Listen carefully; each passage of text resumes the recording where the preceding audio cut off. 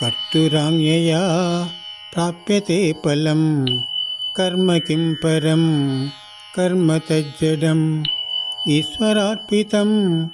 नेच्छया कृतं चित्तशोधकं मुक्तिसाधकम् ईश्वरार्पितं नेच्छया कृतं चित्तशोधकं मुक्तिसाधकं कर्तुराज्ञया प्राप्यते फलं कर्म किं परं कर्म तज्जडम् कायवाङ्मनः कार्यमुत्तमं पूजनं जप चिन्तनं क्रमात् कायवाङ्मनः कार्यमुत्तमं पूजनं जप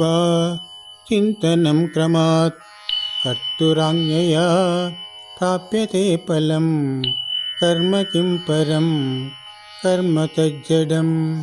कर्तुराज्ञया प्राप्यते फलं कर्म किं परं कर्म तज्जडम् कर्म किं परं कर्म तज्जडम्।